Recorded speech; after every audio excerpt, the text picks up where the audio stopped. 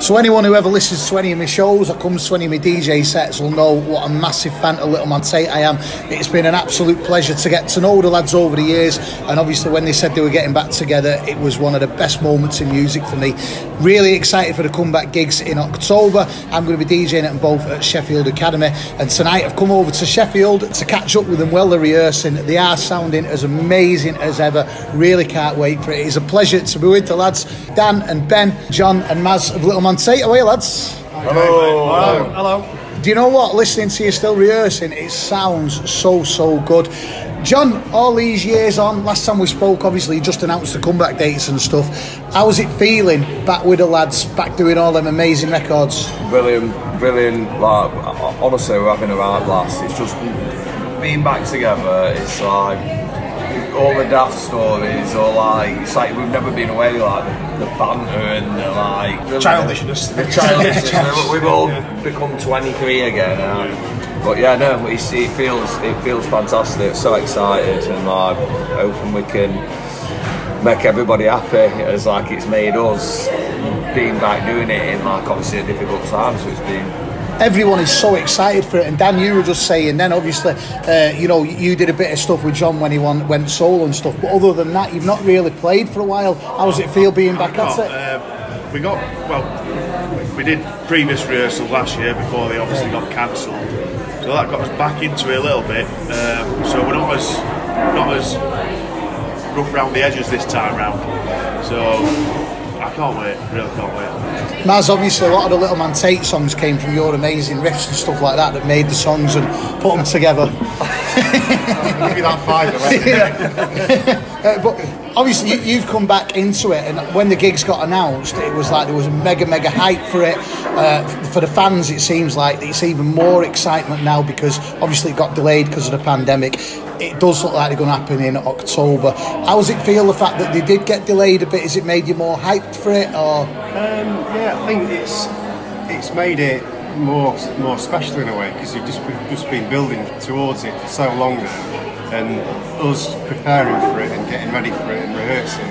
It's the same with the fans that are coming to see us. They're now starting to think, right, it's happening now. You know, we're gonna. Where we're going to meet before, and you know, where's it going to? Is it going to be like old times? And a lot of people are going to probably be seeing the friends, you know, for the first time, maybe in a long time, who they used to go and see Little Man Tate gigs with. So there's going to be a few reunions happening on the night. On the flip side, a lot of people might have forgot it's happening. Yeah, well, we just need to make. I don't think so. I don't think so. There's been 2,000 tickets. 2,000 tickets returned. So I think people are starting to get a bit excited. Ben, when you had the initial conversation about getting the band back together and stuff, did you, as a band, expect there to be as much hype as what there has been? Not even, and I'm not just saying this, not even in wildest dreams. I remember speaking to you, it was just like 2 o'clock one afternoon, and we talked about it. And I honest to God, it's gone way beyond all the wildest dreams. I don't think any of us did we? None of us would have ever dreamt that we could have done what we've done again, you know. I think it kind of showed us, and we spoke about it, that we were loved, and we, you know, I think we kind of, not we took it for granted, but I think we kind of didn't realise how much, you know, how many people actually like us. When we John, is that a fair comment? Do you think you realised, you did the 2 albums, but especially the first one, About What You Know, do you think at the time you lads realised how much it meant to people? Yeah, no, I don't think we did. I mean, we obviously knew what you know, we were always appreciative of what we were seeing in front of us when we were playing and that. But I think, like what Ben was saying, it blows your head, blows your mind, doesn't it? It's hard to really. It's hard to think now. I think what it were with us, we were like, right, we were striving to be huge, and really it was like, we were like, alright, we're not going to be like one of the biggest bands in the world, what's the point? Like, without realising that we could. To your fans, myself included, you were. Do you know what I mean? Yeah. I mean, like, Dan, come to you, like, you were part of that explosion at the time of Sheffield bands, the likes of yourself, Milburn, you know, Reverend and the Makers, obviously the Arctic Monkeys. Was being a part of that scene, did it help you, do you think? I didn't realise we were part of it. You know, it's all a bit surreal at the time. You don't realise it until after it's happened that you were part of it. That's what I believe. But maybe this time round we will appreciate it a bit more. We will realise that we did get to that standard. Maybe. I think for we me, should relish it a bit more. As a fan of the band, and like I feel in a privileged position to know you lads, be working with you lads, that album to me was as important as Definitely Maybe and all that. And I think, oh no, absolutely it was, because, you know, John, I think, come to you like with the lyrics in the songs and stuff. I mean, for me, the Little Man Tate music, it was just like the attitude of the songs and the way you delivered them and all that. It was like probably, and I've lived my life in music, it was the first album since Definitely Maybe that I felt I could relate to it because of the attitude of it. Do you know what I mean? Is that something you wanted to get across? No, I know exactly what you mean. It's like, it's kind of, you're trying to get across like where you are at that time, and you want people to know what you're trying to say, and then relate to it, and like how you deliver it. You got to believe in what you're singing about, and I think that's what you're saying. It's like, we always wanted the songs to kind of be related, like, because we were just normal lads. Like, we weren't anything special. We weren't like, you know, like, we never thought we were anything special. No, and you've got at that time, you've got like, you know, people in bands who were doing like the you know, like Man Tate band, for example, who were doing the thing, going, oh, we think we should be in a higher position than this. We should be. We've got labels all over us. Yeah. I should be playing here with you. What are you doing on this venue?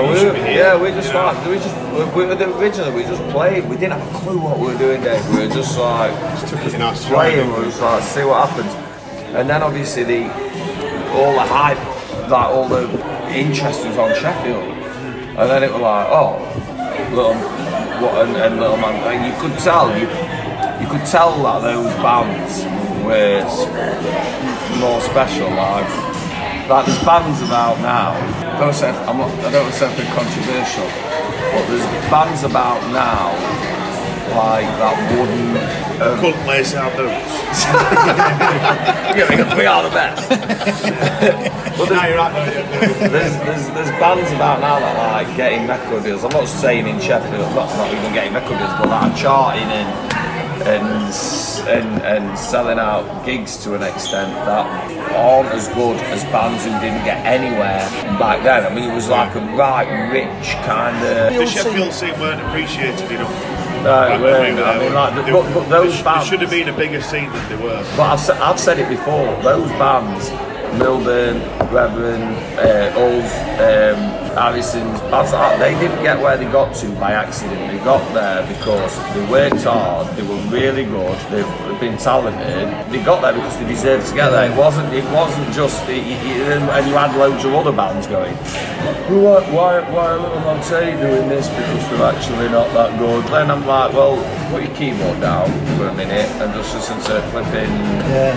You know, it just all became a bit like, it was the only bands that used to really slate us were the ones who were like, we didn't want to got no interest.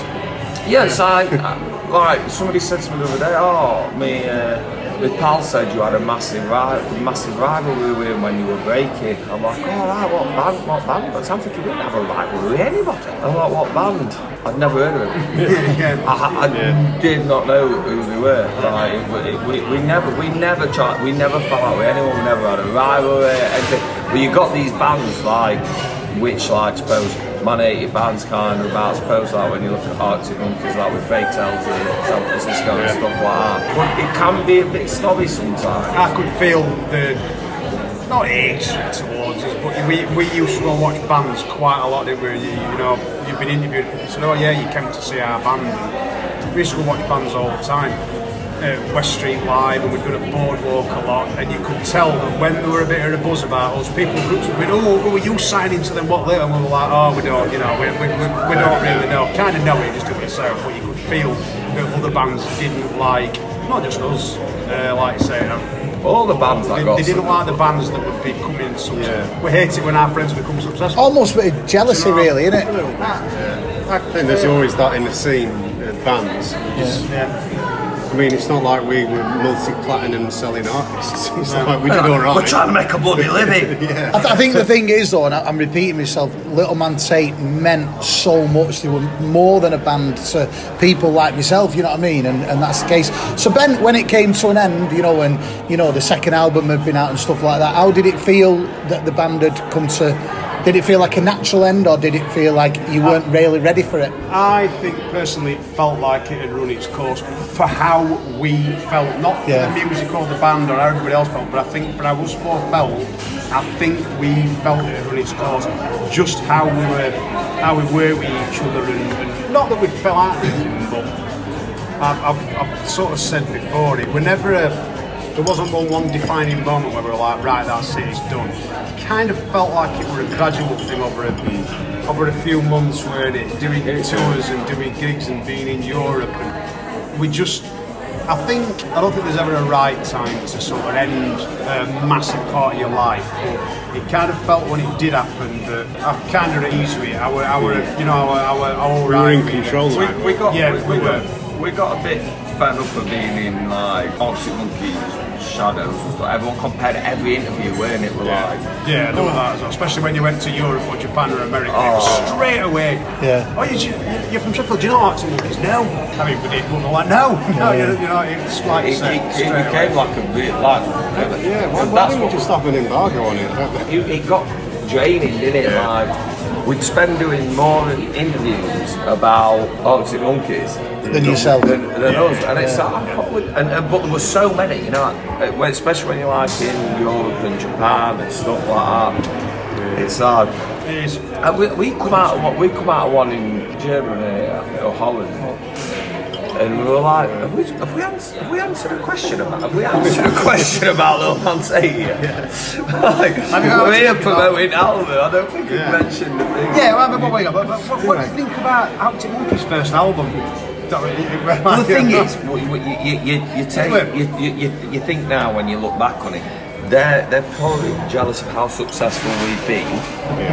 So, but it wasn't because like we were like, we're jealous financially.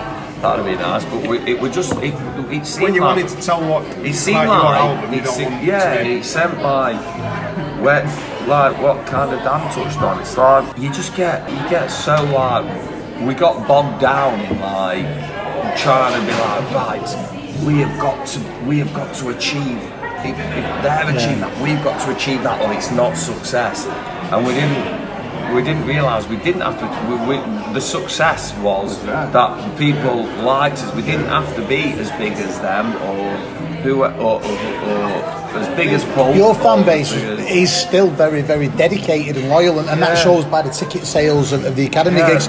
So fast forward 10 years, obviously, you know, you've all had time out, you've gone off, done your own things, grown up, had families, you got back in touch beginning of last year, you announced the comeback gigs. They've obviously been delayed a little bit because of the pandemic. One thing we've got to ask though, John, is the fact that obviously, you know, you're a bit older now from when them albums came out. How does it feel singing them songs about when you were, you know, when you were early 20s? Yeah.